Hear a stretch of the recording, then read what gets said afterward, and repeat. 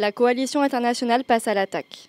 Malgré des mois de négociations, le Redland refuse de quitter le Greenland, ce territoire bluelandais envahi en février dernier par les troupes de Marco Ramus. L'heure est désormais aux démonstrations de force. Alors que le Redland a accentué ses manœuvres navales dans le golfe de Gascogne, les forces aériennes françaises et leurs partenaires ont mené hier leur premier raid aérien.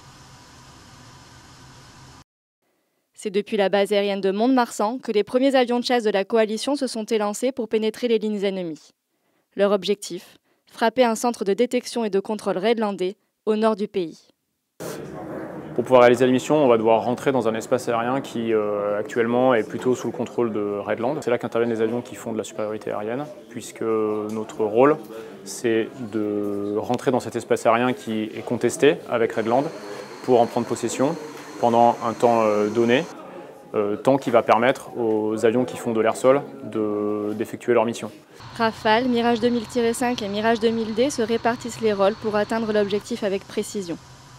Alors que les premiers livrent des combats aériens intenses, les avions verts délivrent leur armement sur ce centre névralgique des opérations redlandaises, réduisant significativement les capacités de défense ennemies. Quelques heures plus tard, c'est sous la menace de moyens anti-aériens redlandais que les équipages de la coalition lancent une nouvelle offensive. 25 aéronefs sont engagés pour ce raid, visant à neutraliser des positions ennemies en Greenland et venir en aide aux ressortissants bluelandais.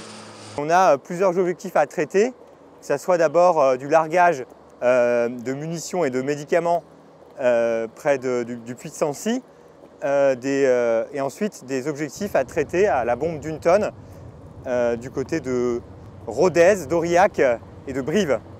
Donc mon travail là, ça va être de coordonner à la fois ma patrouille et toutes les autres patrouilles de cette Comao pour réussir à remplir ces objectifs-là. Pendant près de 2 heures, les forces de la coalition enchaînent les manœuvres face à un ennemi coriace. Les traits marqués sur les visages des équipages en disent long sur la teneur des combats. C'était plus dur que prévu, puisque les systèmes, notamment les systèmes solaires contre lesquels on se bat, avaient bougé. Donc c'est quelque chose qui est anticipé, qui est prévu, et ça a été bien pris en compte pour les avions de transport qui ont réussi à larguer leur colis comme prévu. Par contre, pour nous, ça nous a obligés à changer notre axe d'attaque.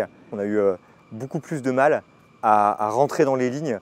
Pour l'heure, les équipages poursuivent leur engagement en frappant les objectifs stratégiques ennemis, tout en visant à acquérir la supériorité aérienne.